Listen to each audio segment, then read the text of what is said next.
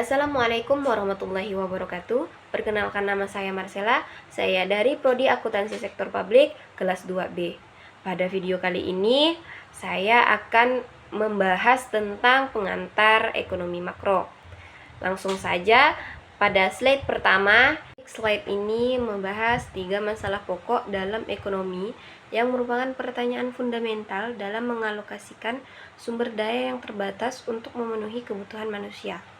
Yang pertama yaitu what, apa yang harus diproduksi dalam jumlah berapa. Ini berkaitan dengan keputusan mengenai jenis barang dan jasa yang harus diproduksi agar dapat memenuhi kebutuhan masyarakat, dan dalam jumlah berapa sumber ekonomi dapat memenuhi kebutuhan manusia. Faktor yang mempengaruhi keputusan ini termasuk permintaan pasar, ketersediaan sumber daya, dan kebijakan pemerintahan. Yang kedua itu how, bagaimana sumber-sumber ekonomi atau faktor-faktor produksi yang tersedia harus digunakan untuk diproduksi. Hal ini menjelaskan bagaimana sumber daya ekonomi seperti tenaga kerja, modal, dan teknologi harus digunakan untuk menghasilkan barang dan jasa. Terus yang ketiga itu for whom, untuk siapa barang tersebut diproduksi atau bagaimana barang tersebut dibagikan. Hal ini berkaitan dengan bagaimana barang dan jasa didistribusikan di masyarakat, menentukan siapa yang akan mendapatkan manfaat dari barang dan jasa tersebut yang seringkali dipengaruhi oleh kapitalis, sosialis, atau campuran. Oke, selanjutnya kita membahas tentang masalah dalam ekonomi makro yang mencakup 2 aspek utama, masalah stabilitas jangka pendek dan masalah pertumbuhan jangka panjang. Yang pertama yaitu masalah stabilitas. Masalah stabilitas dalam ekonomi berkaitan dengan kondisi ekonomi yang berubah dalam jangka pendek dan dapat mempengaruhi kesejahteraan masyarakat. Beberapa masalah utama yang ada di masalah stabilitas, yang pertama yaitu inflasi. Inflasi adalah kenaikan harga barang dan jasa yang secara terus-menerus dalam suatu periode tertentu. Penyebabnya bisa berupa kenaikan biaya produksi, peningkatan permintaan yang berlebihan, atau kebijakan moneter yang longgar. Terus yang kedua itu ada pengangguran. Pengangguran ini terjadi ketika banyak orang yang ingin bekerja tapi tidak mendapatkan pekerjaan. Jenis pengangguran bisa meliputi pengangguran struktural yang disebabkan karena perubahan di industri, terus friksional itu sementara, dan siklis karena resesi ekonomi. Pengangguran yang tinggi bisa berdampak pada kemiskinan dan memperlambat pertumbuhan ekonomi. Terus yang ketiga ada neraca pembayaran, di mana neraca pembayaran ini mencatat transaksi ekonomi antara suatu negara dengan negara lain. Jika suatu negara mengalami defisit neraca pembayaran atau lebih banyak impor daripada ekspor, ini bisa melemahkan nilai mata uang dan mengganggu stabilitas ekonomi. Terus yang kedua ada masalah pertumbuhan atau masalah jangka panjang, di mana masalah pertumbuhan ekonomi ini lebih berkaitan dengan aspek jangka panjang yang mempengaruhi kapasitas suatu negara dalam meningkatkan kesejahteraan masyarakat. Beberapa faktor utamanya, yang pertama yaitu pertumbuhan penduduk.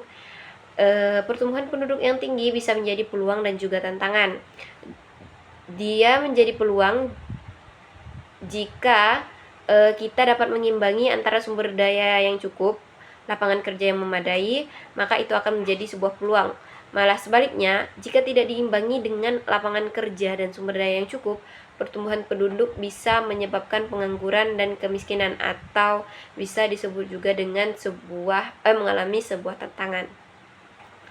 Yang kedua yaitu kapasitas produksi, di mana kapasitas produksi ini mengacu pada kemampuan suatu negara dalam menghasilkan barang dan jasa. Peningkatan kapasitas produksi melalui inovasi teknologi dan investasi dapat membantu meningkatkan pertumbuhan ekonomi tersebut. Terus yang ketiga yaitu investasi. Investasi baik dari dalam negeri maupun luar negeri sangat penting untuk meningkatkan pembangunan infrastruktur teknologi dan industri. Investasi yang tinggi bisa mendorong pertumbuhan ekonomi yang berkelanjutan dan menciptakan lebih banyak lapangan kerja yang baru. Terus slide ini membahas tentang perekonomian nasional yang mencakup 5 indikator utama dalam mengukur kondisi ekonomi suatu negara. Yang pertama yaitu pendapatan nasional. Pendapatan nasional mengukur total pendapatan yang diperoleh oleh seluruh faktor produksi dalam suatu negara dalam periode tertentu. Indikator ini mencangkup produk domestik bruto atau PDB dan produk nasional bruto atau PNB. Semakin tinggi pendapatan nasional, semakin baik kesejahteraan masyarakat. Terus yang kedua, produk nasional yang mengacu pada jumlah barang dan jasa yang dihasilkan oleh suatu negara dalam suatu periode waktu tertentu. Ini bisa dihitung dalam melalui PDB, barang dan jasa yang diproduksi di dalam negeri, dan PNB, barang dan jasa yang diproduksi oleh warga negara, baik di dalam maupun di luar negeri. Terus yang ketiga, tingkat kesempatan kerja. Indikator ini menunjukkan seberapa besar lapangan pekerjaan yang tersedia bagi masyarakat. Semakin tinggi kesempatan kerja, semakin rendah tingkatan pengangguran, yang berarti ekonomi negara lebih stabil dan berkembang. Terus yang keempat, tingkatan harga. Tingkatan harga ini berkaitan dengan inflasi atau deflasi dalam perekonomian. Inflasi yang tinggi dapat mengurangi daya beli masyarakat, sementara deflasi yang dapat menandakan lemahnya permintaan barang dan jasa.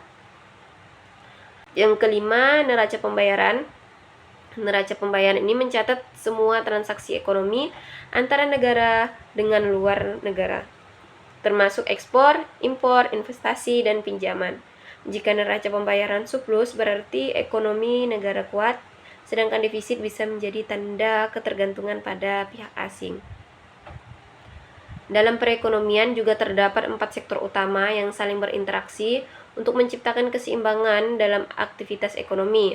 Keempat sektor ini yaitu sektor keluarga, personal sektor, sektor perusahaan, business sektor, sektor pemerintahan governance sektor, dan sektor perdagangan luar negeri atau free trade sektor. Yang pertama yaitu sektor keluarga. Sektor keluarga atau rumah tangga merupakan unit ekonomi yang paling dasar dalam suatu perekonomian.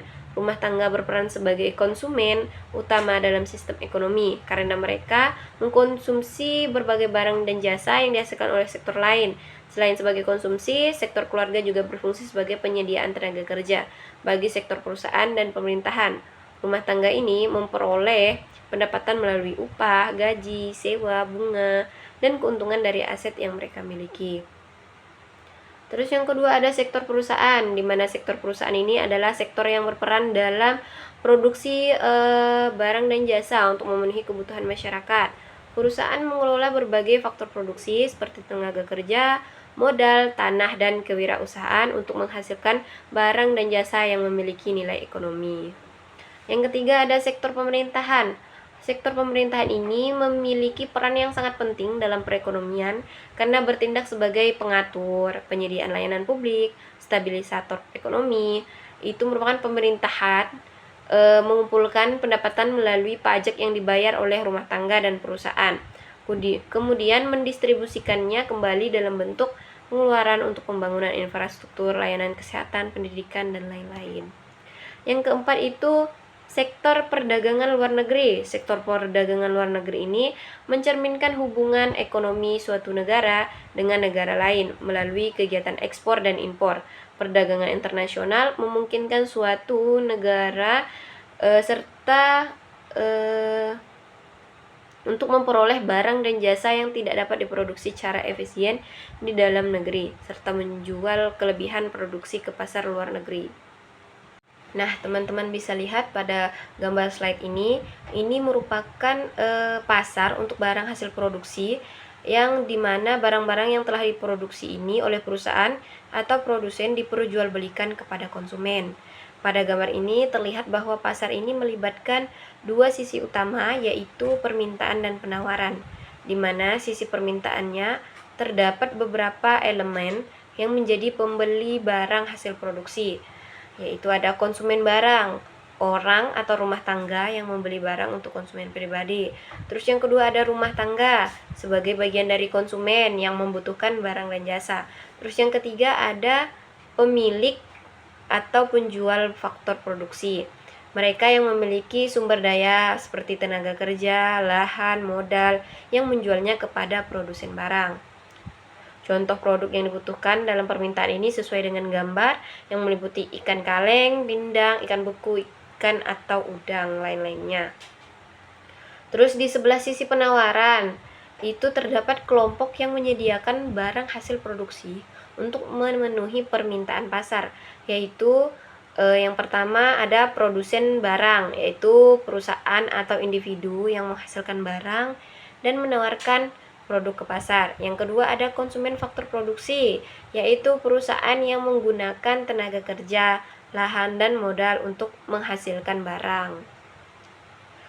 Produsen ini menyediakan berbagai jenis barang seperti yang disebut dalam diagram atau gambar, yaitu ikan kaleng, ikan beku, ikan atau udang lain-lainnya. Interaksi antara pasar barang dan pasar faktor produksi ini, yaitu pasar barang ini hasil produksinya tidak berdiri sendiri tetapi berhubungan erat dengan pasar faktor produksi. Dalam gambar terlihat bahwa produsen memerlukan faktor produksi seperti tenaga kerja, lahan, dan modal. Harga dari faktor produksi ini ditentukan oleh pasar faktor produksi dan mencangkup komponen seperti upah, sewa, dan keuntungan lainnya. Slide ini menggambarkan bagaimana pasar barang hasil produksi bekerja dan berhubungan dengan pasar faktor produksi.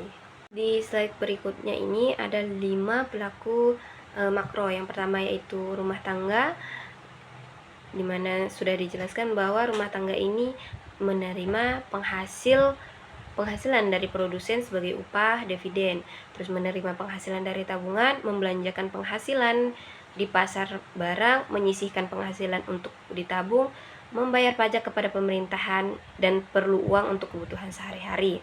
Terus yang kedua pelaku makronya yaitu produsen, di mana produsen ini memproduksi dan menjual barang dan jasa, menyewa faktor-faktor produksi, membutuhkan kredit usaha, dan memerlukan tenaga kerja. Terus pelaku yang ketiga yaitu pemerintah, di mana pemerintah ini menarik pajak, memberikan subsidi, membeli barang-barang, meminjam uang dari luar negeri, menjual surat-surat berharga. Terus ada pelaku yang keempat yaitu lembaga keuangan, yaitu menerima simpanan tabungan atau deposito dari RT, menyediakan kredit, dan menyediakan uang. Terus ada negara lain yang kelima, yaitu membeli barang-barang impor atau menjual barang-barang atau ekspor dan menyediakan kredit pinjaman. Dalam suatu sistem perekonomian ini terdapat 4 jenis pasar utama yang menjadi tempat bertemunya penawaran dan permintaan dari berbagai faktor produksi dan barang. Keempat pasar ini memiliki fungsi dan peran yang berbeda dalam mendukung aktivitas ekonomi suatu negara. Yang pertama yaitu pasar barang. Pasar barang adalah tempat terjadinya transaksi jual beli barang dan jasa antar produsen dan konsumen. Barang yang diperjualbelikan di pasar ini bisa berupa barang konsumsi seperti makanan dan pakaian maupun barang modal seperti mesin dan peralatan industrinya. Contoh pasar barang itu seperti pasar swalayan, toko, dan pusat perbelanjaan. Terus yang kedua ada pasar uang, di mana pasar uang ini adalah tempat terjadinya transaksi keuangan jangka pendek, di mana individu, perusahaan, atau pemerintah dapat memperoleh dana untuk keperluan likuiditas. Di pasar ini berbagai instrumen keuangan seperti deposito, surat utang, dan obligasi diperjualbelikan. Contoh pasar uang ini contohnya Bank Indonesia sebagai pengendali pasar uang. Yang ketiga, pasar tenaga kerja. Pasar tenaga kerja ini adalah tempat bertemunya pencari kerja atau tenaga kerja dengan perusahaan atau instansi yang membutuhkan pekerjaan. Di pasar ini, faktor produksi berupa tenaga kerja yang diperjualbelikan dalam bentuk kontrak kerja. Contohnya pasar tenaga kerja itu job fair atau bursa kerja. Terus yang keempat ada pasar luar negeri. Pasar luar negeri ini mencangkup perdagangan internasional, yaitu ekspor dan impor barang serta jasa antar negara. Pasar ini memungkinkan negara untuk mendapatkan barang yang tidak bisa diproduksi sendiri serta menjual produk unggulannya ke negara lain. Contohnya pasar luar negeri itu ekspor kelapa sawit dari Indonesia ke Eropa. Terus impor mobil dari Jepang ke Indonesia. Dalam konteks ekonomi makro, pasar luar negeri ini memiliki beberapa indikator penting yang mempengaruhi keseimbangan ekonomi suatu negara, yaitu neraca perdagangan, cadangan devisa, dan dasar penukaran luar negeri. Yang pertama ada neraca perdagangan. Neraca perdagangan ini adalah selisih antara nilai ekspor dan impor suatu negara dalam periode tertentu. Jika nilai ekspor lebih besar daripada impor, terjadi surplus perdagangan atau positif. Dan sebaliknya, jika nilai ekspor lebih kecil dari impor, terjadi defisit perdagangan atau negatif. Terus yang kedua ada cadangan devisa, di mana cadangan devisa ini adalah sejumlah aset dalam bentuk mata uang asing yang dimiliki oleh suatu negara untuk mendukung transaksi internasional. Fungsi cadangan devisa mempertahankan stabilitas nilai tukar mata uang nasional, membayar utang luar negeri, dan kebutuhan impor. Terus yang ketiga ada dasar penukaran luar negeri, di mana dasar penukaran luar negeri ini mengacu pada nilai tukar atau exchange rate suatu mata uang terhadap mata uang asing dalam perdagangan internasional. Nilai tukar sangat berpengaruh terhadap daya asing suatu negara di pasar global. Selanjutnya pendapatan nasional, di mana teman-teman bisa lihat pendapatan nasional ini merupakan jumlah pendapatan yang diterima oleh seluruh rumah tangga keluarga dari suatu negara dari penyerahan faktor-faktor produksi dalam satu periode. Nah, bisa juga pendapatan nasional ini salah satu indikator untuk mengukur lajunya pembangunan, serta indikator arah tujuan dan struktur, serta produk domestik bruto atau PDB. Terus dalam pendapatan nasional ini ada tiga pendekatan, di mana pendekatan yang pertama yaitu pendekatan produksi atau product average, yaitu pendekatan ini menghitung pendapatan nasional berdasarkan total nilai barang dan jasa yang diproduksi dalam suatu negara selama satu periode tertentu. Terus yang kedua ada pendekatan pendapatan atau income average. Pendekatan ini menghitung pendapatan nasional dari total pendapatan yang diperoleh masyarakat, termasuk gaji, keuntungan usaha, dan sewa tanah.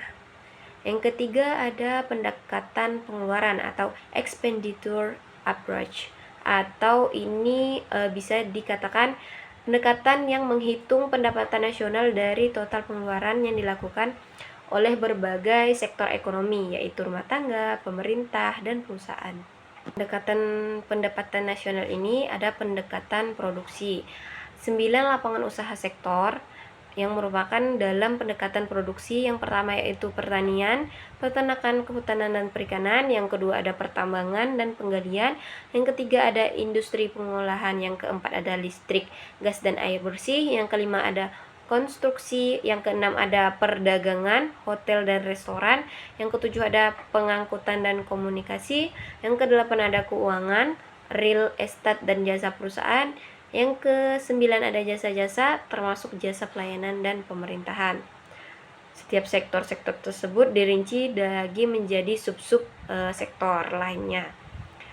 Terus ada pendekatan pendapatan yang merupakan jumlah balas jasa yang diterima oleh faktor-faktor produksi yang ikut serta dalam proses produksi di suatu negara dalam jangka waktu tertentu, biasanya 1 tahun. Terus yang kedua, balas jasa faktor produksi yang dimaksud adalah upah dan gaji, sewa tanah, bunga, modal, dan keuntungan semuanya sebelum dipotong pajak penghasilan dan pajak langsung lainnya. Terus dalam definisi ini PDB mencangkup juga penyusutan dan pajak tidak langsung neto atau pajak tak langsung dikurangi subsidi. Terus ada pendekatan income, di mana pendekatan income ini terdapat upah atau gaji yang biasa rumusnya YW yang diperoleh rumah tangga sebagai tenaga kerja. Terus yang kedua ada sewa, rumus YR, dan yang ketiga ada bunga, rumusnya YI, dan yang keempat ada laba atau YP, perseorangan dan perseroan. Terakhir ada pendekatan pengeluaran, di mana pendekatan pengeluaran ini semua komponen permintaan akhir yang terdiri dari pengeluaran konsumsi rumah tangga dan lembaga swasta nirlaba. Terus yang kedua, pengeluaran konsumsi pemerintahan. Yang ketiga, ada pembentukan modal tetap domestik bruto. Yang keempat, ada perubahan inventory. Dan yang kelima, ada ekspor neto, atau ekspor neto merupakan ekspor dikurangi dengan impor. Terus di sebelah kanan saya itu ada pendekatan pengeluaran yang terdiri dari sektor rumah tangga, sektor perusahaan, sektor pemerintahan, dan sektor perdagangan luar negeri. Baik, slide selanjutnya yaitu membahas tentang indikator turunan dari produk domestik bruto atau PDB yang digunakan untuk mengukur kondisi ekonomi suatu negara dengan lebih detail. Yang pertama yaitu produk nasional bruto atau bisa disebut dengan PNB atau GNP. PDB ditambah dengan pendapatan neto di luar negeri atau pendapatan warga negara dari luar negeri dikurangi dengan pendapatan orang asing di dalam negeri, mengukur total output ekonomi yang dihasilkan oleh warga negara baik di dalam maupun di luar negara. Terus yang kedua ada produk nasional neto atau NNP atas dasar harga pasar, GNP atau bisa disebut juga dengan penyusutan atau depresiasi. Penyusutan ini mencerminkan nilai aset yang berkurang akibat penggunaan dalam produksi selama 1 tahun. Terus yang ketiga ada produksi nasional neto atau NNP atas dasar biaya faktor produksi, NNP atas harga pasar atau pajak tidak langsung neto atau pajak tidak langsung dikurangi subsidi, menunjukkan pendapatan bersih yang diterima oleh faktor produksi dalam perekonomian. Terus yang keempat ada istilah pendapatan per kapita, yaitu total pendapatan nasional dibagi dengan jumlah pendukung pertengahan tahun, mengukur rata-rata pendapatan setiap individu dalam suatu negara digunakan untuk membandingkan kesejahteraan ekonomi antara negara atau antar periode waktu. Indikator turunan PDB membantu memberikan gambaran yang lebih akurat tentang pendapatan nasional, kesejahteraan masyarakat, dan daya beli di suatu negara. Dalam periode tertentu, perhitungan ini memiliki berbagai manfaat, diantaranya yang pertama, mengetahui struktur ekonomi, maksudnya memahami bagaimana sektor pertanian, industri, jasa, dan lain-lain berkontribusi terhadap ekonomi suatu negara. Terus yang kedua, manfaatnya mengetahui perkembangan ekonomi. Dengan membandingkan pendapatan nasional dari tahun ke tahun, kita dapat melihat apakah ekonomi sedang tumbuh, stagnan, atau mengalami kontraksi. Terus yang ketiga, membandingkan perekonomian antar wilayah, negara dengan daerah. Data pendapatan nasional dapat digunakan untuk membandingkan kemajuan ekonomi antar negara, antar wilayah dalam suatu negara. Terus yang keempat ada dasar pengambilan kebijakan. Pemerintahan menggunakan data ini untuk menyusun kebijakan fiskal atau pajak belanja negara dan kebijakan moneter atau suku bangsa dengan inflasi. Di bagian kanan di sini ada PDB Indonesia, terdapat tabel yang berisi data pendapatan domestik bruto PDB Indonesia berdasarkan harga konstan tahun 2000. Data ini disusun menurut lapangan usaha dari tahun 2004 hingga 2011. Tabel ini menunjukkan bagaimana kontribusi berbagai sektor terhadap PDB selama beberapa tahun yang bisa digunakan untuk analisis pertumbuhan ekonomi. Baik, slide yang terakhir yaitu membahas tentang tujuan kebijakan ekonomi makro yang bertujuan untuk menciptakan stabilitas dan pertumbuhan ekonomi yang berkelanjutan. Yang pertama yaitu tingkat pendapatan nasional atau real yang tinggi. Meningkatnya produksi barang dan jasa dalam suatu negara akan meningkatkan pendapatan nasional real yang mencerminkan kesejahteraan ekonomi masyarakat. Yang kedua ada tingkat kesempatan kerja yang tinggi. Meningkatnya kesempatan kerja berarti lebih banyak orang yang memiliki pekerjaan sehingga tingkat pengangguran berkurang dan kesejahteraan masyarakat meningkat. Terus yang ketiga, kondisi perekonomian yang stabil. Stabilitas ekonomi ditandai dengan inflasi yang rendah dan terkontrol sehingga harga barang dan jasa tidak berfluktuasi secara ekstrim yang dapat merugikan daya beli masyarakat. Terus yang keempat, peningkatan kapasitas produksi nasional yang tinggi. Dengan meningkatkan kapasitas produksi suatu negara, dapat mengoptimalkan pemanfaatan sumber daya yang tersedia untuk meningkatkan pertumbuhan ekonomi. Terus yang kelima, distribusi pendapatan yang merata. Kebijakan ekonomi makro juga bertujuan untuk menciptakan keadilan dalam distribusi pendapatan agar kesenjangan ekonomi berkurang dan pemborosan sumber daya dapat ditekankan. Terus yang keenam, ada neraca pembayaran yang berimbang. Neraca pembayaran menggambarkan hubungan ekonomi suatu negara dengan negara lain. Jika neraca ini seimbang, maka perekonomian suatu negara dapat dikatakan sehat dan tidak mengalami defisit yang berkepanjangan. Sekian pemaparan materi pada video kali ini. Saya Marcella, mohon maaf. Sampai jumpa di lain waktu. Saya ucapkan wassalamualaikum warahmatullahi wabarakatuh.